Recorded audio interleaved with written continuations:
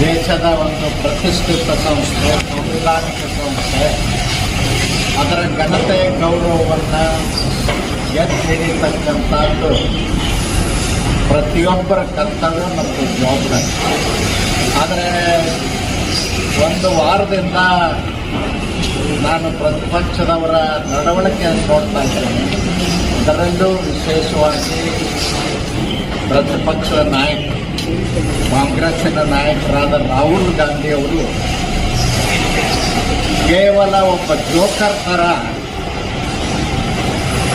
ಲೋಕಸಭೆಯನ್ನು ನಡ್ಕೊಂಡು ಲೋಕಸಭೆ ಜನತೆ ಗೌರವವನ್ನು ಹಾಳು ಮಾಡ್ತಕ್ಕಂಥದ್ದು ನಾನು ಖಂಡಿಸಿ ನಾನು ಮಾತುಗಳನ್ನು ಹೇಳಲಿಕ್ಕೆ ಬಯಸುತ್ತೇನೆ.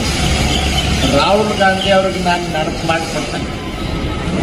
2012ರಲ್ಲಿ PUC ಪ್ರಶ್ನೆ ಪತ್ರಿಕೆ ಕರ್ನಾಟಕದಲ್ಲಿ ಸೋರಿಕೆ, ಅದನ್ನು COD ಕೊಟ್ಟರೆ ಅದನ್ನು ಸರ್ಕಾರ. 2014ರಲ್ಲಿ COD ವರದಿ ಬಂತು. 2016ರಲ್ಲಿ ಸಿದ್ದರಾಮಯ್ಯನವರು ಮುಖ್ಯಮಂತ್ರಿ ಇದ್ದಾಗ 21/3/2016 ಪ್ರಶ್ನೆ ಪತ್ರಿಕೆ ಸೋರಿಕೆ ಆಯಿತು. ಮತ್ತೆ ಎಕ್ಸಾಮ್ ಮಾಡಿದ್ರು 29/3/2016 ಮತ್ತೆ ಪತ್ರಿಕೆ ಸೋರಿಕೆ ಆಯಿತು. 31/3/2016 ಮತ್ತೆ ಪ್ರಶ್ನೆ ಪತ್ರಿಕೆ ಸೋರಿಕೆ ಆಯಿತು. 2016ರಲ್ಲಿ 3 ಬಾರಿ ಪ್ರಶ್ನೆ ಪತ್ರಿಕೆ ಸೋರಿಕೆ ಆಯಿತು. ಕೊನೆಗೆ 2016 ಏಪ್ರಿಲ್ 12ರಂದು 2ನೇ PUC ಪರೀಕ್ಷೆಯನ್ನು ಫೈನಲ್ ಆಗಿ ಕರ್ನಾಟಕ ರಾಜ್ಯ ಸರ್ಕಾರ ಕಂಡಕ್ಟ್ ಮಾಡಿದೆ. ಅದಾದ ನಂತರ CODಗೆ ಏನು ಪ್ರಕರಣವನ್ನು ಕೊಟ್ಟಿದ್ದು, COD ವರದಿ ಬಂದ ನಂತರ ಶರಣ್ ಪ್ರಕಾಶ್ ಪಾಟೀಲ್ ಅಂತಕ್ಕಂಥ ಮಂತ್ರಿ ಕರ್ನಾಟಕದಲ್ಲಿ ಅವರು PA ಗೋಪಾಲ್ ರಾಜು ಅನ್ನೋರನ್ನ ಅರೆಸ್ಟ್ ಮಾಡಿದ್ರು.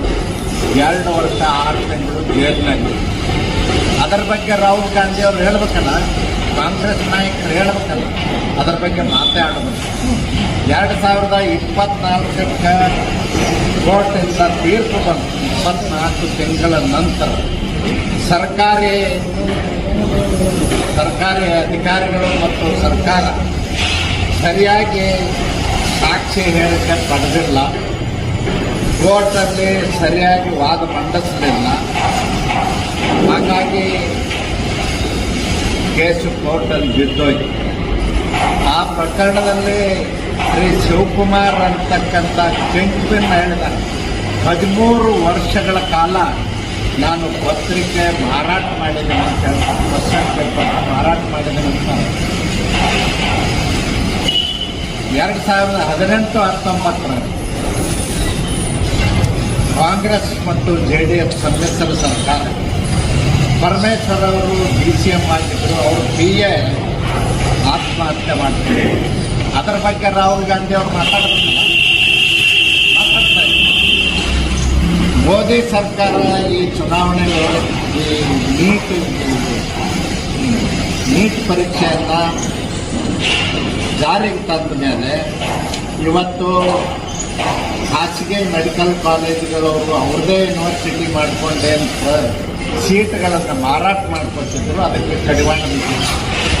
ಅದರ ಹಿಂದೆ ಇವತ್ತು ಖಾಸಗಿ ಮೆಡಿಕಲ್ ಕಾಲೇಜುಗಳವರು ಯಾರು ಸೀಟ್ ಡೊನೇಷನ್ ಕೋಟಿಗೆ ಮಾಡಿಕೊಟ್ಟಿದ್ರು ಅವರ ಬೆಂಬಲ ಇವತ್ತು ಹೋರಾಟಕ್ಕಿದೆ. ಮೋದಿಯವರು ನೀಟ್ ಎಕ್ಸಾಮಿನೇಷನ್ ಫಿಕ್ಸ್ ಮಾಡಿದ ಮೇಲೆ 720 ಮಾರ್ಕ್ಸಿಗೆ 176 ಮಾರ್ಕ್ಸ್ SC/STದವರು ರಿಸರ್ವ್ ಕೆಟಗರಿ ಅವರಿಗೆ, ಸಾಮಾನ್ಯ ವರ್ಗದವ್ರಿಗೆ 720ಕ್ಕೆ 213 ಮಾರ್ಕ್ಸು ನಿಗದಿ ಮಾಡಿದ ನಂತರ ಮೆಡಿಕಲ್ ಸೀಟ್ಗಳು ಮಾರಾಟ ದೇಶದಲ್ಲಿ ಬಂದಾಗ ಸಾಮಾನ್ಯ ಮಕ್ಕಳು ಕೂಡ ಇವತ್ತು ಮೆಡಿಕಲ್ ಆಫೀಸರ್ ಆಗ್ತಾ ಇದ್ದಾರೆ, ಇಂಜಿನಿಯರ್ ಆಗ್ತಾ ನಾಡಿನಾಡಿ ಮಾಡ್ತಕ್ಕಂಥ ಮಕ್ಕಳು ಕೂಡ ಇವತ್ತು ಇಂಜಿನಿಯರ್ ಡಾಕ್ಟರ್ ಆಗ್ತಾ ಇದ್ದಾರೆ.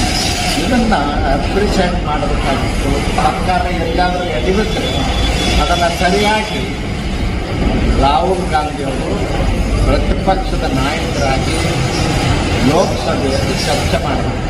ಆದರೆ ಜೋಕರ್ತನ ಆಡಿ ಏನೇನೋ ಕೆಟ್ಟ ಶಬ್ದ ಬಳಸಿ ಅಸಂವಿಧಾನಿಕ ಪದಗಳನ್ನು ಪ್ರಧಾನಮಂತ್ರಿಗಳ ಬಗ್ಗೆ, ಗೃಹ ಮಂತ್ರಿಗಳ ಬಗ್ಗೆ, ಶಿಕ್ಷಣ ಮಂತ್ರಿಗಳ ಬಗ್ಗೆ ಮಾತಾಡಿ ಪಲಾಯನ ಮಾಡ್ತಕ್ಕಂಥದ್ದು ಅವ್ರಿಗೆ ಶೋಭೆ ತರೋದನ್ನ ಅವ್ರ ಜನತೆಗೆ ಅವ್ರಿಗೆ ಧಕ್ಕೆ ಬಂದಿದೆ ಅಂತೇಳಿ ನಾನು ಹೇಳಲಿಕ್ಕೆ ಬಯಸ್ತೇನೆ. ಇನ್ನೊಂದು, ಈ ಪರೀಕ್ಷೆಗಳ ಅಕ್ರಮದ ರಾಜಧಾನಿನೇ ಕಲಬುರಗಿ.